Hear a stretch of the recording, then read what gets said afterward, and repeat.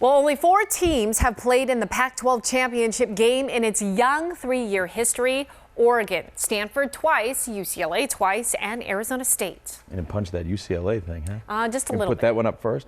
On Friday, Arizona will join that group to not only play for a Pac-12 championship, but maybe something bigger. Cameron Cox is live in Tucson with more. Hello there, Cameron. Hey, what's going on, guys? Hey, the Wildcats right now are practicing just behind me. They had music going. I'm telling you, there's a swagger, there's an attitude this program right now. They're also a program that no one in college football was talking about until now. When Rich Rodriguez got here 3 years ago, his message was pretty simple. Why not us? Why can't we win it all? Well, come Friday, his team can answer all those questions.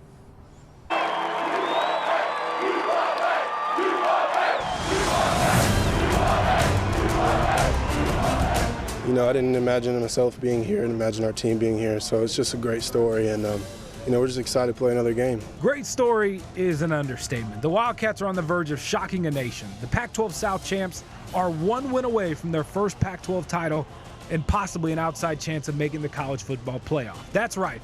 The team picked to finish near the bottom of the Pac-12 could play for a national title. But before that talk, they have to take care of business Friday versus number 2 Oregon. All season long, we've been the underdogs, and it's just something that we just got to prove. And you know, we just can't be complacent of the last 2 games that we've played against them. Do I like to roll underdog? Of course. You know, it doesn't put pressure on us, it puts pressure on them. So, you know, it's nothing new to us. It's just another game, and this game, you can win a ring at the end of it, and you know, you can go on to bigger and better things. So, this is an incredible stage for us, and just blessed to be here.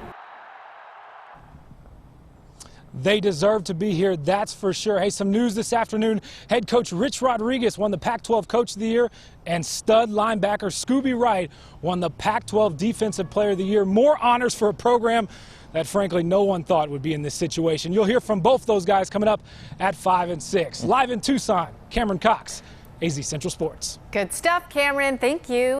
Well, the University of Arizona has always been known as a basketball school. Sure, the football team has had some success here and there, but they've never been able to sustain it. However, head coach Rich Rodriguez is looking to change that, hoping to give the U of A fans more than March Madness to get crazy about. Cameron Cox is in Tucson with more on the Wildcats getting ready for the Oregon Ducks in the Pac-12 championship game. Cameron? Coop, it's pretty nice to be Rich Rodriguez these days. Not only did he win his first Territorial Cup and Pac-12 South title, but today, the conference announcing he's the Coach of the Year, which comes with a nice $50,000 bonus.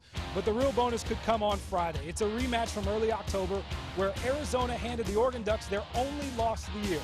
Both teams know what's on the line, so there's no extra motivation needed. We've been telling the team really just every weekend that we are in a position to reach just about every goal. And I don't know if they're all attainable. You certainly can't go undefeated, but you got a chance to win a championship. Anything that you use to fuel your chamber, to stoke your fire, to prepare, great. You can't go out there and win the game on one play because you're trying to, you know, seek revenge or anything like that, and our guys know that. All right, Coop, here's a fun stat for you. With a win Friday, Rich Rod can improve his record here at Arizona to 27-12. Wow. The Wildcats are just about to finish up practice behind me. You'll hear from the new Pac-12 Coach of the Year and Defensive Player of the Year, Scooby Wright, coming up at 6. In Tucson, Cameron Cox, AZ Central Sports. Thanks a lot, Cameron. Look forward to that. Well, it sounds to me like Arizona and Oregon would rather be playing other teams this Friday. The Ducks want someone else because the Wildcats have beaten them the last 2 times they played, and the Wildcats would prefer not to play the 4th-ranked offense in the country, a Ducks team that averages 232 yards rushing, 307 yards passing, and 45 points a game. Hey, our Cameron Cox, live down in Tucson tonight with more. Hey, talk to us, Cam. What's going on, Coop? The numbers, as you just said, are amazing. This is a matchup between 2 top 10 teams.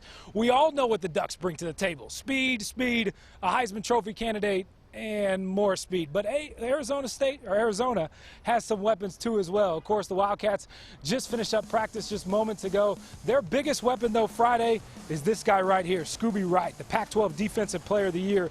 He's a tackling machine, the only player in college football to rank in the top 5 in total tackles, sacks, and forced fumbles. So to beat the Ducks, it all starts with Scooby. But as for the award, I'll let him tell you.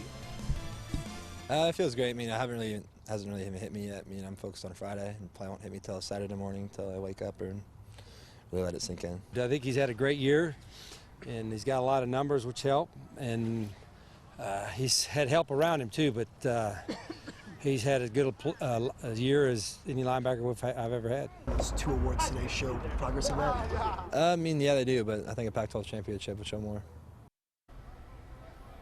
He's a lot of fun to watch, Coop. He's one of the best defensive players in the country. He did tell me this, though. This is more of a team award than an individual award. As for the rest of the guys, they just finished practice. They're loose. They're focused. They're just ready for Friday to be here. But coming up tonight at 10, Rich Rod's promise, what he said 3 years ago, is now coming to reality. Live in Tucson, Cameron Cox, AZ Central Sports.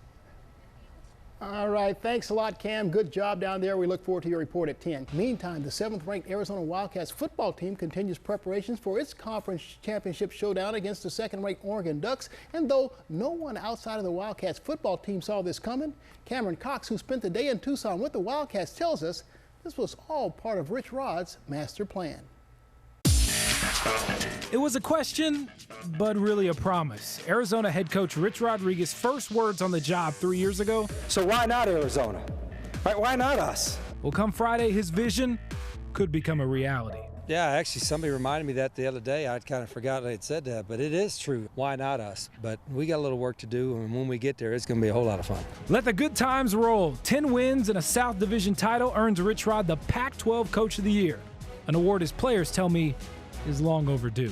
I love playing for Coach Rod. I mean, he loves the game of football, and he shows it. It's not like he's a quiet guy or anything like that, and he gets you going. He's a guy that likes to yell a lot, but at the same time, he's also a good guy. He talks to the players. He's a good coach's player. Rich Rod's journey to Tucson, well, it wasn't always easy. After winning at West Virginia, he struggled at Michigan, but now he's found a home here. Forget just being a basketball school, because Arizona football has arrived. Coach Rich Rod gave this whole city a belief that football is important, and we wanted it to be important. We stuck to his plan, and his plan is working. We have a championship game, and we're in it, so that's where you want to be at the end of the year. Everything other than being undefeated is probably still out there for us. That's pretty neat the first week in December. Contend in December, the new standard for the Wildcats. In Tucson, Cameron Cox, AZ Central Sports. All right, desperation and panic is growing in Cardinals Nation. Fans are nervously watching their heroes lead and season slip away. Can Drew Stanton elevate his game and right the Cardinals' sinking ship? Cameron Cox has more. Playing quarterback in the NFL comes with lots of criticism, especially if you're losing. I understand that. It comes with the territory. That's what comes with playing this position, but it's also why you want the ball in your hands every single time. He's got the right mindset. It's just not showing. The Cardinals' offense is the root of their problems. 1 touchdown in the last 11 quarters. Tough to win when you're not scoring points. Some blame Drew Stanton, but his coach sees it a different way. I'm surprised they're not blaming me more. And they should. I haven't given him enough stuff to win with. And so that I'll take all the credit, not Drew. The most glaring weakness that we have right now is me turning the ball over and us not converting on 3rd down. So those are all correctable things. It's just a matter of us trying to get back in that comfort zone of moving the ball and scoring touchdowns. The numbers speak for themselves. 5 interceptions in the last 3 games. That's not going to get it done. But don't think for a second there's a quarterback controversy. On his weekly radio show last night, head coach Bruce Arians was asked if he would consider benching Stanton. His answer is what you would expect. That's the dumbest damn question I've ever heard in my life. I swear to God. I had to laugh when I got heard on the radio. It's like, really? Yeah, that put a smile on my face. And so would a big game from his quarterback on Sunday. With the Cardinals, Cameron Cox, AZ Central Sports. And check out who we got in studio. He's the real deal, and truthfully, probably could have won the Offensive Player of the Year, too, as well. Isaiah Oliver, congratulations. Thank you for joining us here in studio. I have to ask, to have your name attached right after Defensive Player of the Year, what are some of the first thoughts that go through your mind? I think it's an honor. It starts with the defense as a whole. To win this award, I had to give my thanks to my team, my defensive line, everybody else on the defense. But, to hear your name after that, it's refreshing to know that all that hard work throughout the season really pays off. So he's a team player at heart, guys. I'm telling you that for sure. Now, I know the season didn't end the way you guys wanted it to, but you started 1-3. but then to make it all the way to the state semifinals. I mean, just put that in perspective, what you guys did this year. I mean, it was really amazing to start off the way we did, 1-3. You know, had a little downs, you know, but we really came back and fixed it. Give credit to Coach Molander and the leaders on the football team that really come back and push all the way to semifinals and really had a great year. So you guys have definitely set that standard moving forward for this program. Now, I did see online, I did some research beforehand. You have some schools that you're looking at: ASU, Arizona, Colorado, just to name a few. Do you want to break some news to the viewers at home where you're going? Right? No, not yet. Not quite. Not quite. No. I tried, guys. We're I gonna tried. keep on moving forward with the recruiting process and then see where it takes us later. So it'll be coming out soon. What's the schedule like coming up? Recruiting visit this weekend in Colorado, and then a couple more in January. So we'll see where it goes. You're a busy man. All right, here's Yes, our sir. Defensive Player of the Year award. And we also got this shirt for you right here, this UB Ballin T-shirt, the RBC edition of the shirt. You're now an official member of the Royal Ballers Club edition. So appreciate you coming in. Thank you. Isaiah Oliver, this kid can just flat out play. Our 2014 Friday Night Fever Defensive Player of the Year.